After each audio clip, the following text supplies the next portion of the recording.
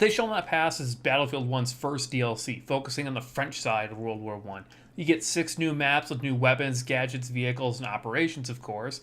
And let's get started with the maps first off. They all share a common theme with this expansion, which is much more close range, small scale combat. And that isn't to say that vehicles are absent. In fact, there's some maps that do have a ton of them on there. It's just that the emphasis is really heavily on close quarters infantry combat. First up is Neville Knights, which is one of my favorite maps of the expansion, and in fact the entire game. This map is so cool. It's the only night map in Battlefield 1, and it looks gorgeous. And it's the first map that really feels like trench warfare. There's trenches everywhere, and they are crazy deep, which means that it's very hard to shoot at people unless you get a little ledge up the side, and it's very hard to shoot into them as well unless somebody's peeking their head over, or if you literally walk on top of the trench. It's really cool and really interesting how that works. It kind of breaks up the field of battle, having these massive trenches all over the place. And there's tons of ruined structures and hills everywhere that just really give it this really hilly infantry combat feeling. It's really cool. And this map has all these really cool little touches to it, like shells that are just sitting around from artillery, just laying there, that have this really cool metal feel as you run over them. It's just a great map overall, and it really has a really interesting feel and flow to it. Now next is Soy Sans, which is a very, very, very narrow map, split with a low ground and a high ground. Basically, the high ground is really, really high and kind of overlooks the low ground. It has a single point, whereas the low ground has a little bit more points to it. There's actually 3 of them on there. There's a city in the middle, and there's 2 that are closer to each main side's base. It creates a kind of interesting dynamic where controlling the high ground does not give you a significant advantage due to the amount of buildings from the city they're able to take cover in, and also the amount of flags that are down there, but it also gives you a bit of an advantage to it, and it creates kind of just an interesting flow to it that I really like.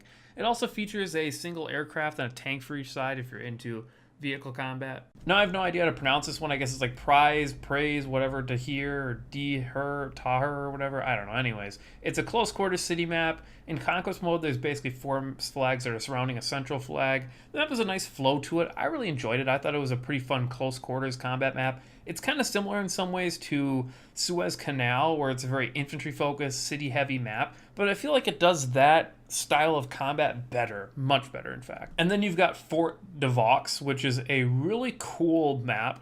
It takes place inside of a massive fort that feels more like a labyrinth. There's just so many different paths and ways to move, and normally I hate these kind of maps where it's like this close quarters death hallways, but this map is really cool because there's all sorts of interesting ways to flank people and to go around, and it's really fun to play in Conquest, which I really loved about it. I mean, of course, there's tons of frag spam and shotguns to be found, but this is one of the best infantry combat maps I've played in Battlefield.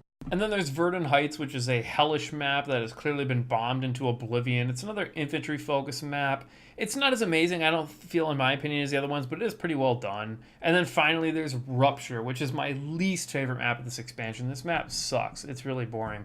It's split in half by a river with a single bridge to cross in the middle, and nobody in their right mind is ever going to take the bridge unless they're trying to get to the flag or something like that, because it is a death trap. And this map is so small, you're going to be picked off everywhere from people blasting the heck out of you.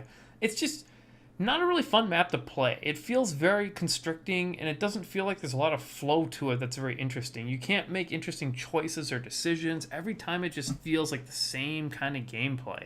And it doesn't feel as balanced either as the other maps. On top of the new maps, you get 2 new vehicles. There's the new Char 2C, which is basically a super tank.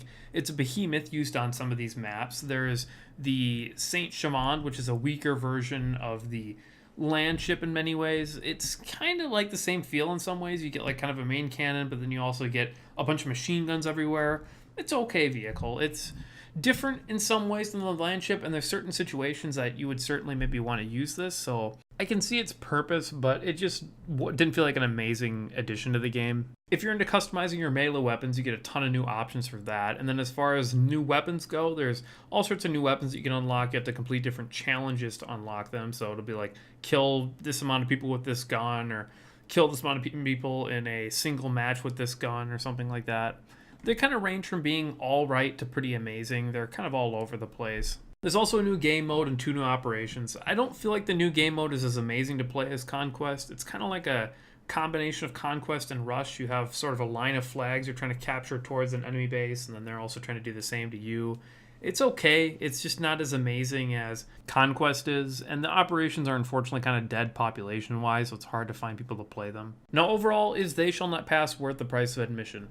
I think so. You get 6 new maps, which is a lot of content there, and they all feel very fun and diverse from both each other, but also very much superior in many ways to the original game's maps.